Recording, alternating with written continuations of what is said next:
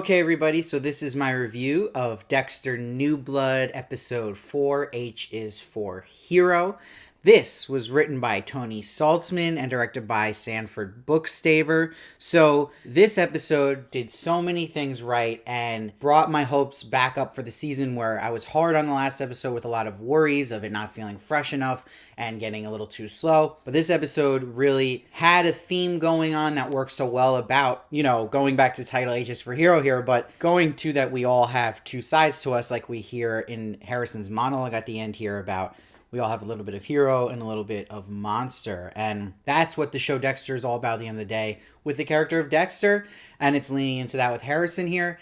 And like I had said, just when I first started watching Dexter, that it reminded me so much of a lot of even the Marvel Netflix shows, right? Like Daredevil, Punisher, and they even bring up Punisher here, where you're having these gray areas of hero where Dexter is in that category, where Dexter kills, but he's doing it for a just cause. He's not just killing anyone to kill. He wants to get rid of bad people that aren't getting their due justice from the justice system. So I really liked a lot of things going on here with Deborah in particular. I've been saying those are some of the strongest moments with Deborah and Dexter, but that continues here. And I love how they open with her playing detective and kind of putting the pieces together on this mystery of why Kurt would lie about his son being alive. And she's got good theories, but it's interesting too because it's also coming from Dexter's head, Deborah, so it's a part of him obviously thinking these things, and how maybe Kurt doesn't want the cops involved, or that he's just trying to take care of everything himself, or that he's got already maybe some theories about it being Dexter, which we'll see later on in the episode that Dexter kind of slips up in front of Kurt about knowing about Matt actually being the one driving this boat. So I thought that was actually good that they were kind of planting seeds to little, stories here that go through the whole story of the season. We're getting little things touched on, like in particular with Kurt and how Dex sees Kurt with this girl at the diner, which already to us seems odd and is going to lead into theories about him being this other killer we see. But I also thought they did a good job of kind of bleeding that into this episode without taking away from the spotlight of Harrison's story here. And, we see at the end of this episode that Kurt actually does take this girl, Chloe, from the diner. He offers her a job. We know he's been giving her money, but he actually brings her back to his place that looks exactly like the place of this killer. It still could be a red herring that they might be toying with us. But, I think it all but confirms he is that killer who's shot the girl before and is responsible for all these missing women in this town. They also develop well this character now of Molly Park, who's the podcaster, because they're bringing her in to Angela's story and what Angela's doing, but it gives it a more fresh take than just having a detective go through these cases. But I did think it was interesting, like Angela even alludes to, like, weren't you here to cover Matt Caldwell's story? But Molly is actually more interested now in the missing persons case that's on the wall. And of course, Showtime throws in Homeland references, synergy, right? You got two jokes about Carrie here, which I thought was funny, but, a little bit overkill with the second joke, because they want to get Homeland on the mind, same network here. But I think that it's interesting that Molly's going to be looking into that, because again, that's going to kind of actually aim maybe Molly towards finding out about Kurt and that killer more than knowing more about Dexter. So she might actually end up being Dexter's saving grace in the end and having the real villain here caught. Now, I thought it was so crucial and an important character moment for Harrison, I thought, which was great they put in this episode to kind of warm us up to the idea of what actually Harrison does here with lying about what happened to Ethan. And we know that he stabbed him here and Dexter figures it out. But having this scene where Harrison goes through Molly Park's podcast episodes and finds one is on the Trinity Killer. So we get nice little shot of John Lithgow there and we get to see Rita again. But it's interesting and fascinating to see Harrison's just reaction to someone talking about it and basically saying like how messed up the son must be having his mother, in a pool of blood in front of him, dead, killed in front of him like Dexter. So that gets its payoff and it gets you set up to the idea of him being like Dexter and how that affects him and setting him off to do what he did to Ethan. This scene was right before Dexter gets a phone call about the incident at the school, so it definitely was a trigger for Harrison. And I have to give props to the actor of Harrison, Jack Alcott here.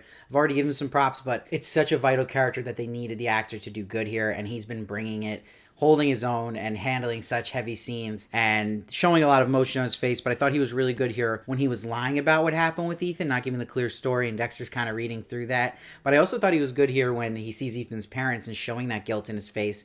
And where there is that difference between him and Dexter is, yeah, maybe they both kill, or maybe not for Harrison kill, but stop in a violent way someone doing something horrible, but he's got guilt there, Harrison. You see that with the parents, when the parents are saying they're not going to live a normal life anymore. They're getting death threats, and that Ethan might fall for Harrison's crime. And I don't know how much Harrison's going to be able to go through with that, where Dexter's a little more in the case of he can kind of not let guilt just overbear him like we see Harrison is dealing with. That's a big difference I'm seeing between the two right now, which I think is interesting. I love moments between Harrison and Dexter here, where Harrison in the beginning of the episode says to Dexter, what do you do to deal when you have something, violent happen in front of you? And he's like, I love the narration when Dexter's like, I wrap guys in plastic and kill them. Just the way that Michael C. Hall just says lines of this so casually is great. But I love too that Deb is toying with Dexter this whole episode, saying like, hi, Harrison's different than you. He's not what you want him to be. He's not a monster.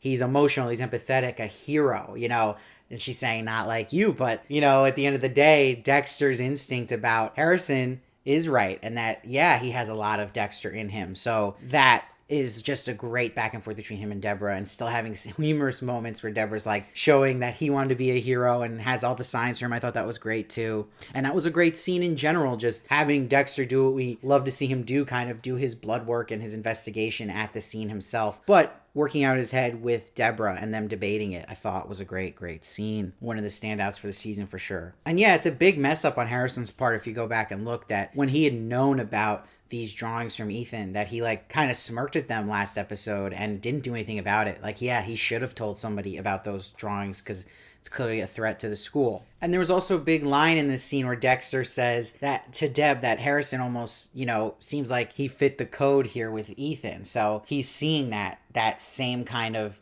okay, if he's doing something violent, at least he's doing it to stop something like a school shooting. I also love your guys' theories on this quick scene that happens where Kurt actually shows up, gives a gift to Harrison for being a hero, he says, but it's a drone. So that has to come back for some reason. They don't just throw that scene in for no reason. And why is it a drone?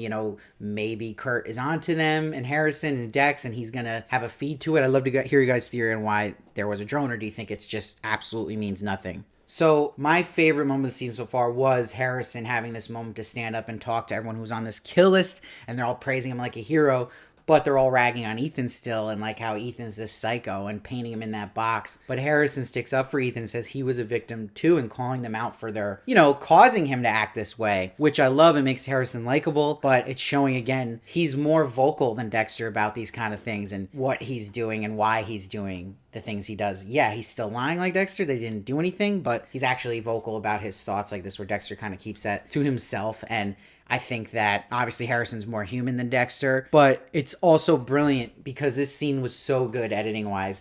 Going through having the narration of Harrison here, but showing Dexter look through Harrison's stuff, and also having the reveal of Kurt bringing that girl to his house, it just makes an exciting cliffhanger here to lead to the ultimate reveal that he has a straight razor. And it's great that they had Deborah show up here emotional, crying like, oh my God, yeah, Harrison may be this monster like you, Dexter. And I love the line, Trinity used straight razor to kill his mother, born in blood, just like you. And it's just great. Dexter says he has my dark passenger, and that smirk, I was just like, wow, that was just crazy.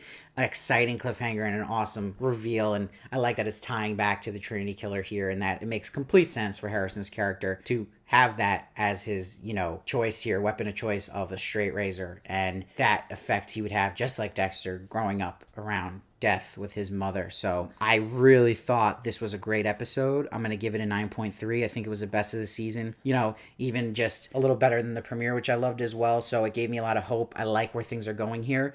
The only thing I'm a little concerned about is I hope they don't give away too much too fast, where it can get a little boring and lose the mystery. I really don't hope it's Kurt here as the killer, honestly, because it's just so obvious, and I would like that to stay something we're kind of guessing instead of just be like, yeah, it's the guy everyone thought it was, so I hope that it doesn't get predictable like that. I still think we can't call it yet on Kurt, and that there's plenty of season to go, and there could be red herrings and more complications to this story about these missing women. So I hope they keep it that way and not just kind of reveal everything too soon. But I'm loving this relationship between Dexter and Harrison. I'm loving the scenes with Dexter and Deborah, but also learning more and more about Harrison. And there could still be some red herrings with Harrison here too, because remember, there is a line, if we're going, maybe an extreme theory here, that Deborah says to him, you're making this all in your head, Dexter. So there is a point that, yeah, maybe Ethan's just saying Harrison stabbed him, but maybe Ethan is lying and it just covers his own butt. And maybe, Harrison was actually stabbed. So that maybe is our judgment like Dexter that we're just assuming he's like him. So that could also be something too. It's a stretch, but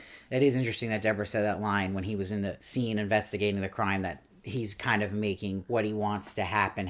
So that's something that could be a thing. But let me know what you thought of it down below. I'd love to hear your thoughts. I read every comment. I try to respond as many as I can. Please make sure to subscribe so you don't miss one of my reviews of Dexter. I'm doing every episode. I also do movie reviews and celebrity interviews as well, so you're going to want to check those out. And if you really love what I do here, I'd really appreciate it if you become a member today. It will help me so much. I can cover more shows and movies and do this full time one day. And you'll get special perks. And it would be just something I'm truly grateful for. And please follow me at Steve Varley Show on Twitter, Instagram, and now TikTok for more of me. And I'll see you next time.